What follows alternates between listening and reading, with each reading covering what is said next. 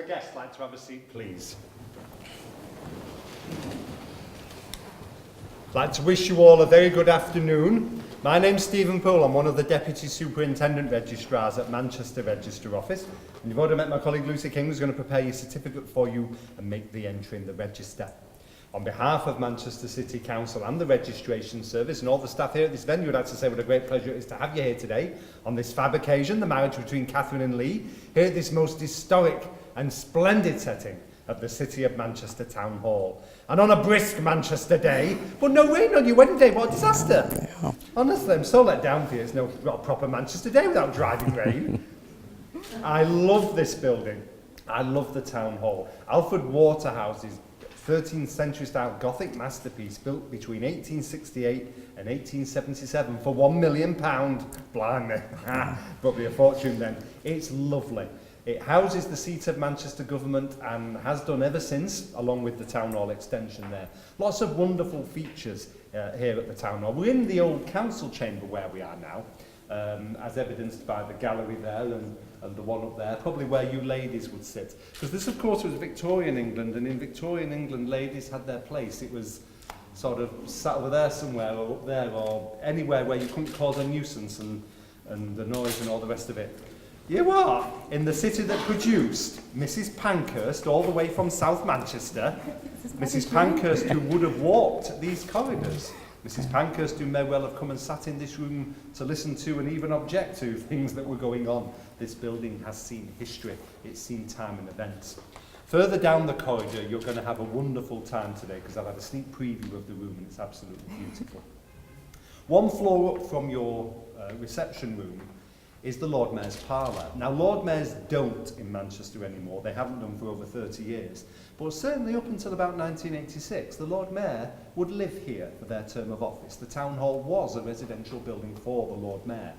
So you can forget your Beetham Town and your number one Dean's getting everything. You have been married in the number one des res of the City of Manchester, the Town Hall. On the corridors that you've walked, it is Venetian flooring, 4,500 square yards, I think it is. And you'll notice in it, is it an image of a bumblebee? Yes, it is, because the bee is the symbol of Manchester, the hive of industry. And around the border of the mosaics, is it cotton perhaps? Yes, it is, because it was cotton that helped build Manchester and helped bring the money in, the cotton industry. Lots of portraits around here of old Lord Mayors and aldermen and people like that, long since passed out of the annals of memory. Only one or two maybe like Wright Robinson or Abraham Moss or Miles Platin that lend their name to places or townships or whatever in Manchester. But I think if the people who built Manchester and built the Town Hall would look down today, I think they would be really very, very pleased at what it has become, Manchester, an international city now. And I think they would be really pleased that the Town Hall is still here, still in the 21st century, standing the test of time amongst all of these modern buildings, not all of which are bad, not all of which are good either, but it is a wonderful, wonderful building. I'm sure you got the benefit of the wonderful wide steps coming up the stairs, Catherine, deliberately so, because the stairs were built so Victorian ladies could access the stairs without falling flat on their faces. Very kind and generous, these Victorians. But I think they'd be seriously impressed to look down today and see the building lend itself to occasions such as this. They wouldn't have seen that in their day because what we call approved premises didn't come on scene until about the 1990s. But I think they would be pleased that this is probably our number one venue in the city. And I'm sure they'd be very proud and very humbled indeed to see such beauty grace it here today also on this occasion. You look terrific as well, Catherine. It's a great dress you've got on there. Thanks very much.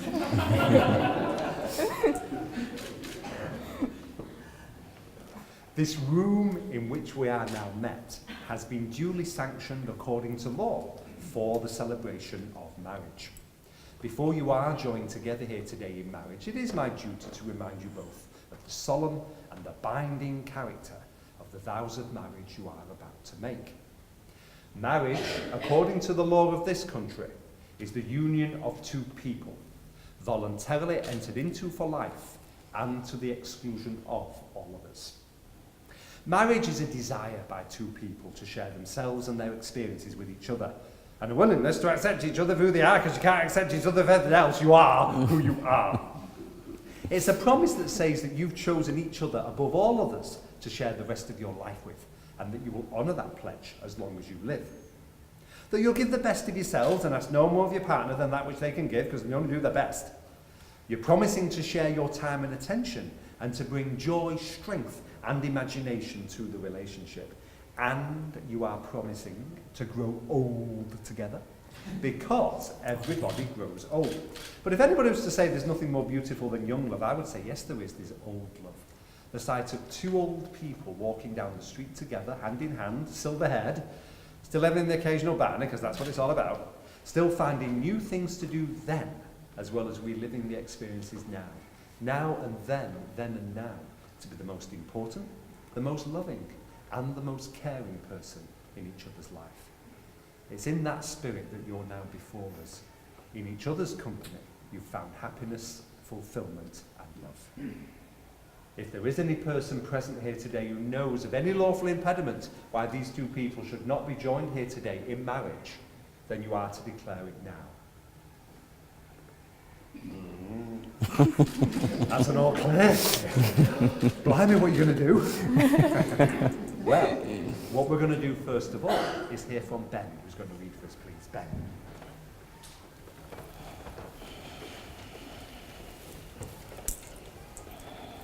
On your wedding day.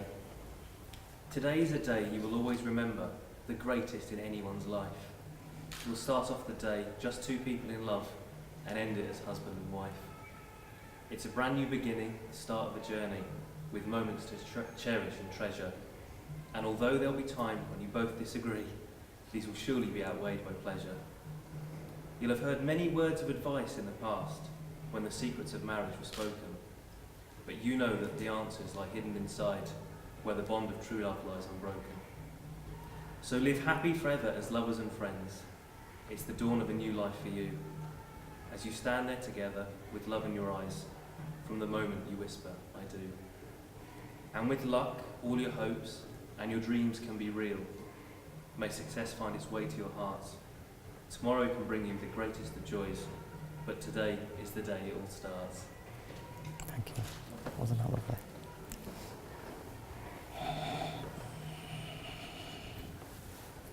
So, what I'm going to ask you both to do is repeat in turn after me. First of all, the declaration of your freedom to marry. And Catherine first, please. Why not? That should be your first all the time. Actually, in civil registration in a mixed sex marriage, there is no regulation that says who should go first. It doesn't necessarily have to be the man. It doesn't even have to be the man who goes first in the register or the certificate either, although it does today. So, Catherine, please. I do solemnly declare. I do solemnly declare. That I know not. That I know not. Of any lawful impediment. Of any lawful impediment. Why I, Catherine Jane Beharrow. Why I, Catherine Jane Beharrow. May not be joined in matrimony. May not be joined in matrimony. To Lee Russell Dixon. To Lee Russell Dixon. That's great. And Lee, please. I do solemnly declare. I do solemnly declare. That I know not. That I know not. Of any lawful impediment. Of any lawful impediments. Why I, Lee Russell Dixon. Why I, Lee Russell Dixon. May not be joined in matrimony.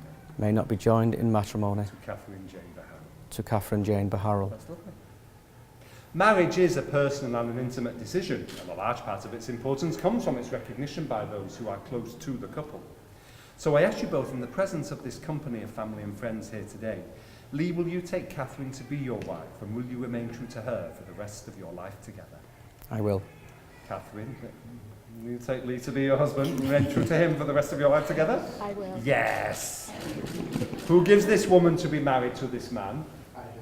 Wonderful, sir, thank you. We now come then to the contract of marriage, and this is the part which will seal your vows today. So once again, if you want to repeat the words after me, and Lee first this time to balance the books. Okay. I call upon these persons. I call upon these persons. Here present to witness. Here present to witness. That I, Lee Russell Dixon. That I, Lee Russell Dixon. Do take thee, Catherine Jane Beharrow. Do take thee, Catherine Jane Beharrow.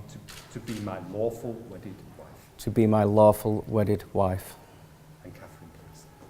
I call upon these persons, I call upon these persons, here present to witness, here present to witness, that I, Catherine Jane Baharal, that I, Catherine Jane Beharrell, and take thee, Lee Russell Dixon, take thee, Lee Russell Dixon, to be my lawful wedded husband. to be my lawful wedded It's husband. wonderful. The exchange of a wedding ring in this country and culture, perhaps many other countries and cultures as well, the exchange of a ring of precious metal or whatever commodity it is you've chosen for your ring, is also symbolic of the union that you've now entered into. A circular object that goes round and round and round on the finger, but not in a monotonous sense. It symbolises the continuity of the relationship through all the times you have together, whether it's sunny days or rainy days, ups and downs, rough with smooths, days, well, quite frankly, days you're glad to get to the end of. Everybody has times like that. That's the commitment you make. A ring that you wear on your finger to show the world you belong to each other, but not possessively, that you are committed to this relationship. But you can move the ring around on your finger also. That's symbolic too. Don't forget to be Lee and Catherine as well as Mr. and Mrs. You are, after all, two individuals. You've got your own individual personalities and characteristics, your own attributes, your own qualities, your own downright and oranges and irritations got each other's nerves. But that is who you are. It wouldn't be the same if you were the same. It wouldn't be the same if we're all the same. We won't have any colour, any difference in the room. Of course you have differences as well as similarities. That's what attracted you to each other. That's what makes this special. So make time and space to be each other as well as Mr. and Mrs. and keep that relationship vibrant and fresh. Do we have a best man? Yes. Wonderful. What show is that? There we go. Lovely. Do we have some rings, sir? Yes. Wonderful. Lee, do you want to take the ring you're giving to your wife, please? Would you like to place it on the finger on which it's to be worn? You say to your wife, I give you this ring I give you this ring as a symbol as a symbol of my commitment of my commitment to our marriage. to our marriage. I promise to love, I promise to love, cherish, honour and respect you and respect you from this day forward from this day forward for as long as we both shall live. for as long as we both shall live. That's great. Thank you. Catherine, do you want to take the ring you're giving to your husband, please? That's great. And would you like to say to your husband, I give you this ring I give you this ring as a symbol as a symbol of my commitment of my commitment to our marriage. to our marriage. I promise to love, I promise to love, cherish, cherish, honour and respect you honour and respect you from this day forward from this day forward for as long as we both shall live. for as long as we both shall live. That's lovely.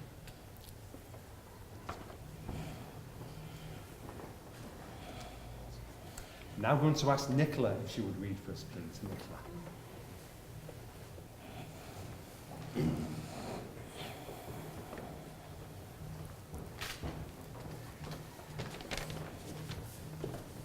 That's Catherine. That's good. I see. The one.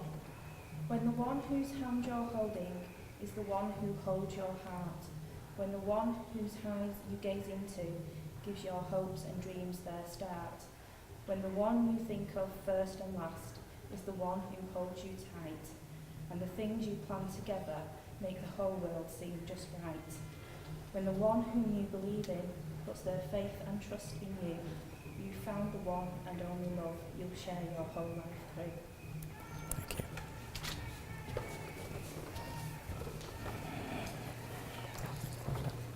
Kind of fitting, I like it. Well, Catherine and Lee, those declaratory and contracting words of marriage you've just exchanged between yourselves and before myself and your family, friends and witnesses here are the ones that are required by the law of this land for the celebration of marriage. If you remain as committed and as loving to each other as you are today, then you will live full and rich lives together and radiate that warmth and commitment both within your own marriage to yourselves and to all of those people around you. It has been a great pleasure to meet with you here today, if only for today. That wonderful American actress Anne Bancroft, who of course was Mrs. Robinson in The Graduate amongst other things, said of her husband Mel Brooks, he made me laugh every day. She didn't say they never had an argument or lob a pan at one another. She didn't say they never had a challenge or a difficulty but what she did say was, he made me laugh every day. I don't know how many seconds or minutes 24 hours translates into actually, but I'm sure you can find time to make each other laugh at least once a day. Another fabulous actor, another one of my great favourites, Vincent Price. Known for his horror films, most famously, actually, in a lifetime career, he made relatively few of them. If you can't put a face to a name, then put a voice to it. He's the narrator on Michael Jackson's Thriller at the end. He met his wife on a horror film when she was one of his victims, which is certainly an interesting segue into a relationship, the actress Coral Brown. Well, she said of him, Vincent and I met and married late in both our lives. He can be moody, and sometimes a little frightening. But loneliness is more frightful. Many years later, and they were old in years, both of them, both have been past some time now, and she actually passed first, but he said one of the most beautiful things. He said, I've come to realise that the greatest compliment isn't remembering somebody, it's missing them. I know that is true in life, but actually there is something wonderfully romantically true about it in a marriage, because although it may be in the future because of work or stag or hen do's or football matches or that you are apart, you will miss each other, and when you do, that's lovely. Because it's not natural for husband and wife to be apart. Of course it's natural for you to be together, to share all those times with. Even if it's those wonderful times when you can get up off the settee after having said nothing and yet you know you've had the most wonderful conversation at all. Of course you'll miss each other when you're not there, but when you do, treasure those moments because that's nice. One of the most wonderful commentaries I ever came across was from somebody called Emanuel Jacobowitz. Now for many years, Lord Jacobowitz was chief rabbi of Great Britain. No stranger to controversy, it has to be said, like that out there, on a number of occasions. But he said of his wife, you have no idea how many friends I would not have had, how many sick people I would not have visited, how many of my speeches and sermons would have been unintelligible and far too long, and how much common sense I would have lacked without her inspiration, without her constant encouragement, and sometimes without her nagging to do better. What he was saying, and Lord Jacobowitz was the part, he was saying he couldn't have done anywhere near as good had it not been for her. They were a team. You too are a team. Marriage is teamwork. We're all individuals. We've all got our own individual qualities and personalities, our own characteristics and attributes, our own role to play in the world, as indeed you two do have. But when you come together, you do form a team that is unlike any other anywhere, in the way that you interact with each other, in the way that you touch the lives of all of those around you, even if you don't realise it.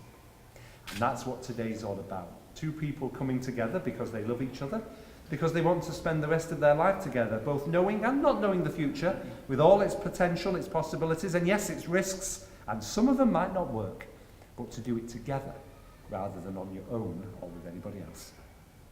May happiness and peace and good fortune follow you both always, all the days of your life. It is now my great pleasure to declare you both to be husband and wife together. Go on, give her a kiss, o'clock. They're married, come on. Gorgeous. Love you lot. Thank you, Steve. Thank you.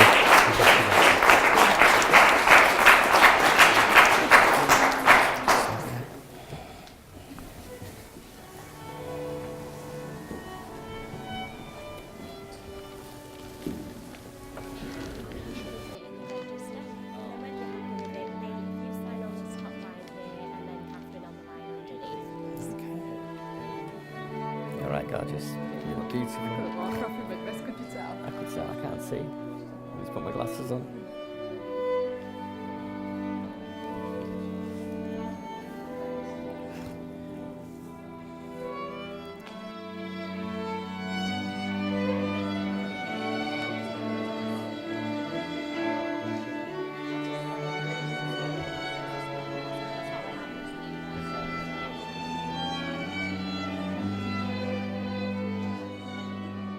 Ladies and gentlemen, that is the civil marriage ceremony concluded. I know you've got a wonderful day ahead of you. The room is beautiful down the corridor. Really do enjoy yourselves while you're here. And take lots of photos too, because it really lends itself splendidly to occasions such as this. I'm sure the photographers have got a big group hug lined up somewhere on the big staircase. Yes, definitely. Although it's nothing like the real thing, the town hall is actually a very famous film and television star. It usually stands in for the House of Commons with corridor or staircase room scenes. Anybody who saw the film with Meryl Streep about Margaret Thatcher, the Iron Lady, all those scenes were filmed here. Jeremy Irons with the film Damage. I think where you're having your drinks was the Prime Minister's office in that, and the House of Cards with the wonderful Ian Richardson. All of those things filmed here, so it's really splendid. But it's just a great day for family and friends to come together now, relax and enjoy as these two people begin their married life together and invite you in to share the celebrations with them.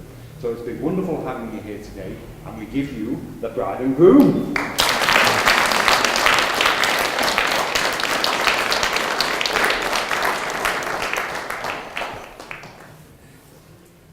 Thanks again.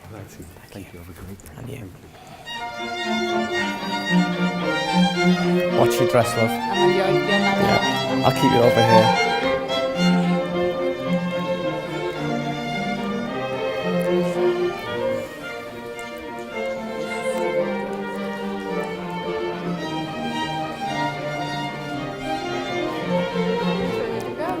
I'm through that, I think. You're a star, mate. You're an absolute star, thank you. You're a star, mate. Thank you. Perfect, mate. Perfect. Thank you. You're great.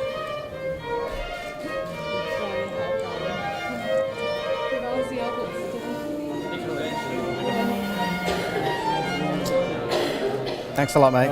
You did a good job. Thanks.